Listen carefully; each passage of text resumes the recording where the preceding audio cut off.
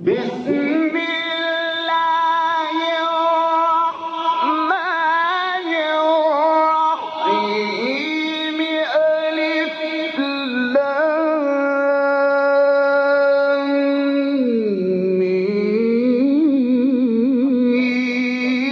ذلك الكتاب لا ريب فيه هدى للمتقين.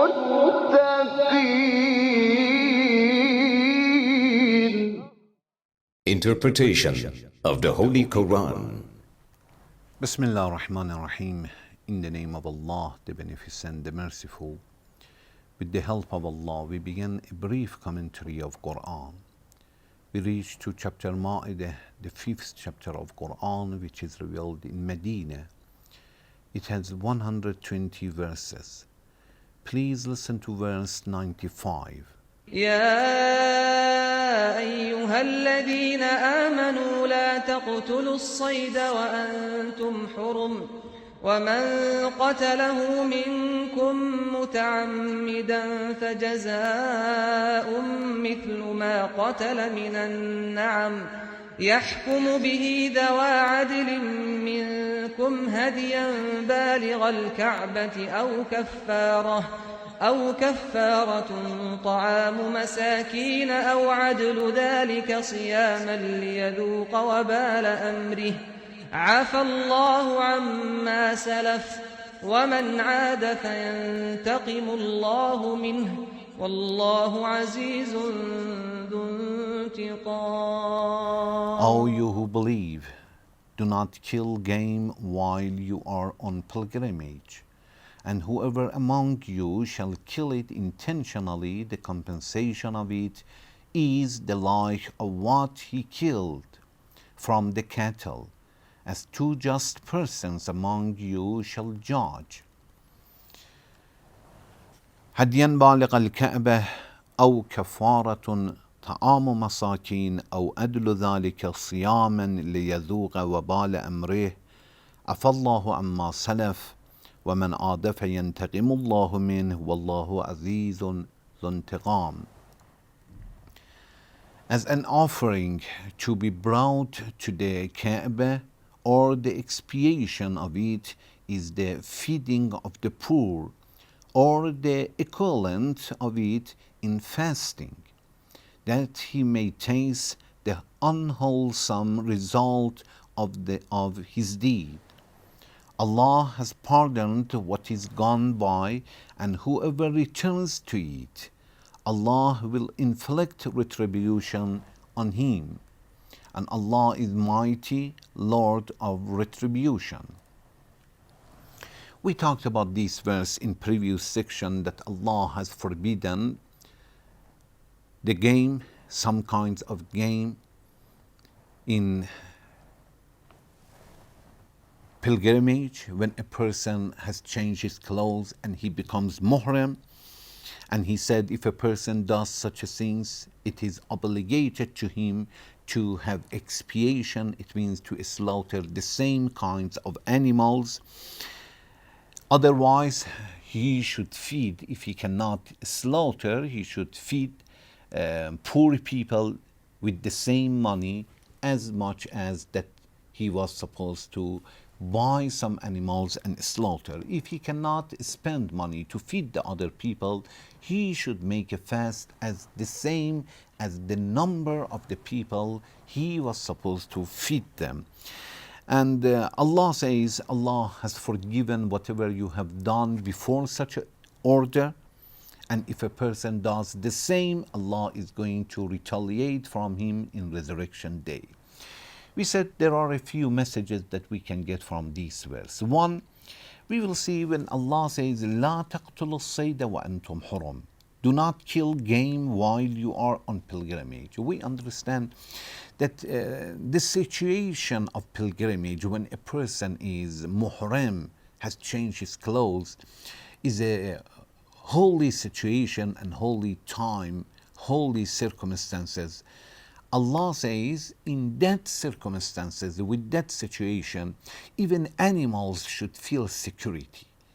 outside of Masjid al-Haram, animals should not be attacked by those people who have changed their clothes. And also inside Masjid al-Haram, they should not be attacked and hunted by all. Either we are muhrim or we are not. So if we are muhrim, we cannot hunt inside Masjid al-Haram or outside.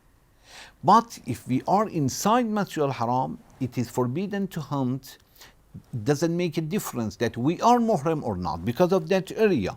Even if we are not muhrim, still it is forbidden to hunt. So when we are muhrim, we have changed our clothes to do a'mal al-hajj or umrah. Allah says, you are not allowed to kill animals, to hunt, to have some kinds of game, and it means the animals should feel secure in such a circumstances.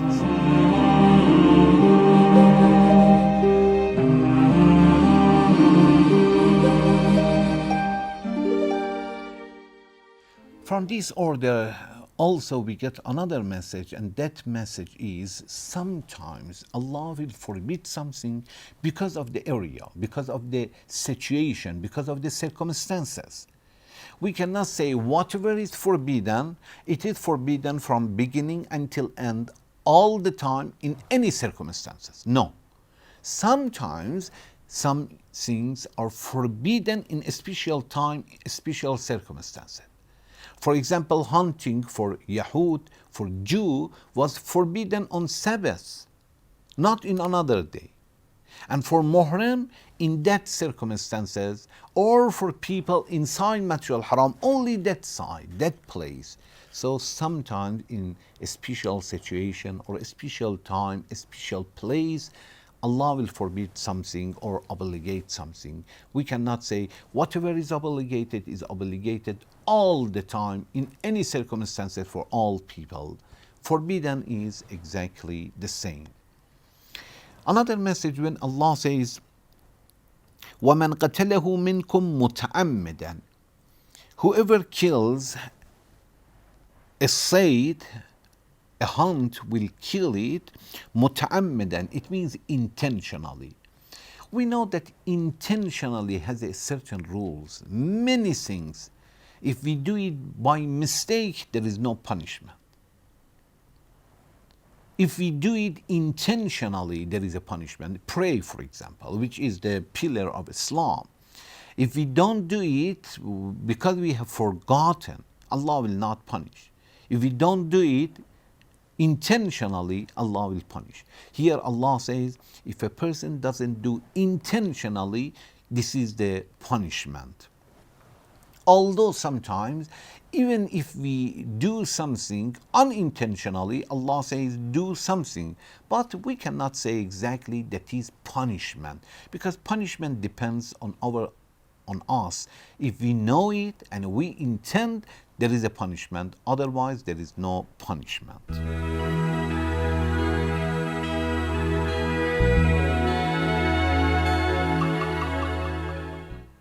From this sentence, when Allah says, أَوْ كَفَارَةٌ طَعَامُ مَسَاكِينَ, oh, expiation is to feed poor people. So first one, expiation was to kill the same kinds of animals, from cattle or birds, the same that we committed sin and we killed. Another option is to take the money for that and feed the poor people. We understand that Islam, in different circumstances, encourages us to feed poor people. He can feed all poor people, but He wants to improve us spiritually. Allah wants to train us and give us money and says, you feed others. Like a father sometimes gives the money to his son and says, come and buy something from me. He wants to teach him the business. Allah wants to improve us. Allah wants to teach us how to spend money for poor people.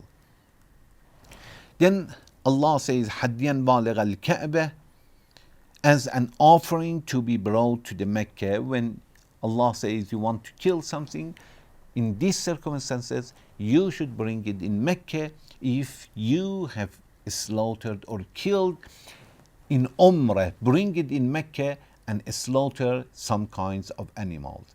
But if you have committed the sin when you were in pilgrim, in ihram for Hajj, not for Umrah, you must bring some kinds of animal in Mina, so there is a difference as a gift. Then when Allah says لِيَذُوقَ وَبَالَ أَمْرِهِ, until he will taste the punishment of whatever he has done. Allah says until he tastes. Allah wants to say that this is not all. Still there is a possibility that Allah will punish him more, but this is a little, it is a taste.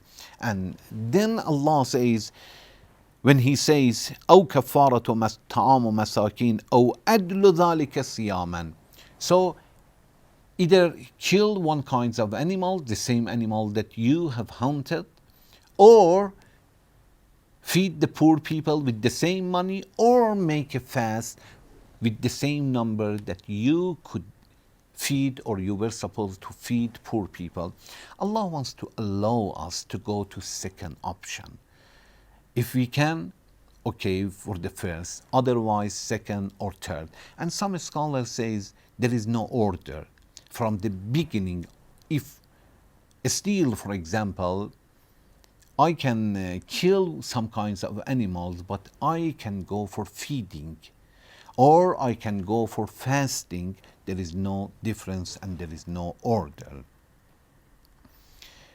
Afallahu amma salaf, we said that Allah will forgive and has forgiven whatever we have done before this order. It means when it is Allah orders something, then we disobey, then there is a punishment. But before that, there is no punishment because there was no order.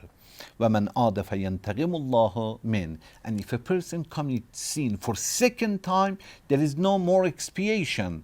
But Allah is going to retaliate from such a person in resurrection day. It will show that insisting on sin has a very severe chastisement. Thank you very much for watching. Wassalamu alaikum wa rahmatullahi wa barakatuh.